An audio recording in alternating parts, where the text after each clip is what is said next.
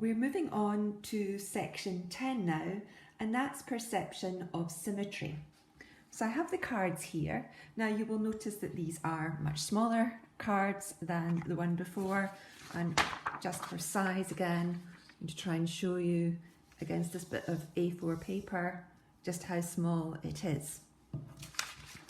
So this set starts off with a demonstration card. It says that on the back. So you show this card to the child and say to them, this is a symmetrical design. So if we were to fold it over, etc., etc., it would be the same on both sides.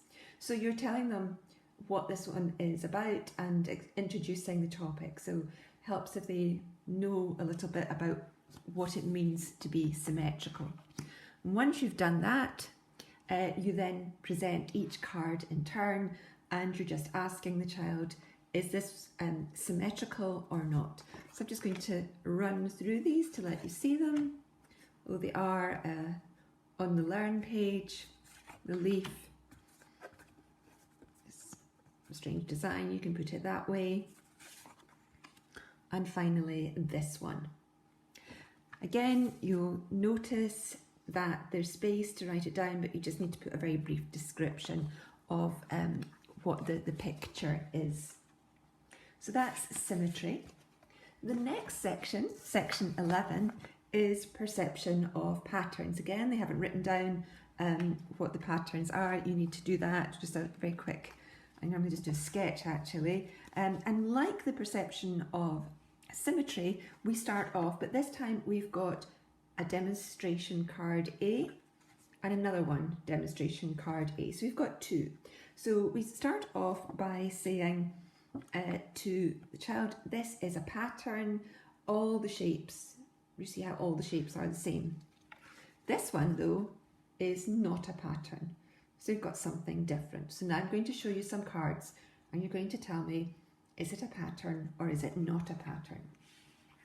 And again, I'm going to flip through quickly. So for number one, I just draw triangles, and then we've got not a pattern there, and that one, and that one. And the last one's quite interesting because it's not like anything else that they've seen already, and they look at it and you can say, do you think that's a pattern? Not a pattern. But most of them do say that they think it is a pattern, and of course they would be correct. So that's that. We've now moved on to our next sheet, and this is a very interesting one, number 12. So it's about classifying facial expressions from photographs. And we have got the cards. Now there are various ways that you can do this. So in each set there's happy, sad and angry, and we've got four people. We've got the man, we've got a boy, we've got a woman, and we've got a girl. And we have the same in all of those. So you can just muddle them up and present them randomly and ask the child that you're using this with, is this person happy, sad or angry? And then you can write it down. What I normally do to begin with on this classification sheet, I just normally write MWBG, standing for man, woman, boy, girl, in each of these, and then mark them off as I give them, as I say, in a random order. Here are the sad ones, just so you can see. And the girl looks like she's crying. And here we have the angry one. Now, I just want to stop a moment and say a little bit about this one. When I did this with the pupil who couldn't tell me about the flower pots being upside down and thought they were candles, he looked at this one and said, she's happy. And I said, oh, can you tell me why? And he said, well, I can see her teeth. So there was a classic example of someone who homed in on one specific aspect of that photograph but didn't see that face as a whole. So real issues there. And there we have the last one. So you can, as I say, present them singly and just ask, do you think they're happy, sad or angry? Or alternatively, what you can do is you can spread them all out and ask the child to put them into 3 piles, the happy, the sad and the angry.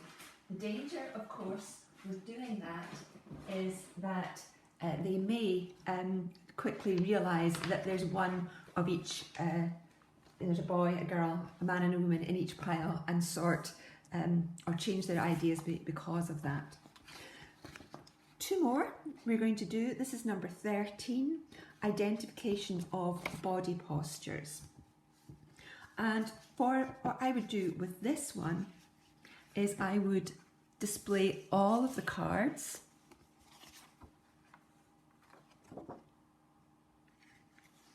I'm going to have to overlap them so that you can see. That one. It's not going to be seen very well.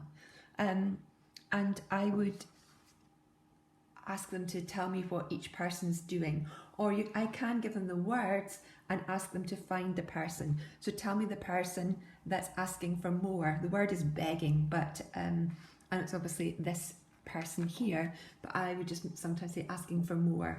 It's sort of the same thing. And then this one, tell me about the person who do you think is running? Who's the person who thinks they might want to fight? I wouldn't take them away, so the child may choose the same one twice. Showing the person that you think is very old, and showing the person, the word in the on the sheet here is proud. I might just say, who do you think maybe doesn't want to speak to you? I would use the word proud if I thought that they understood that word, but if it's done with a very young child, that they might not. And the last one that I'm going to look at for now is number 14, and that's a perception of gestures and body movement. So this time the tester, does these things. So shake your head, beckon, come here, with a hand or a finger, yawning and walking on tiptoe. That's quite an interesting one. I've seen children just say that I'm walking or I'm moving slowly and not actually looking down at my feet. So that's quite an interesting one comment to look for. But again, you would note that down as not able to recognise and state in the comments what they did tell you.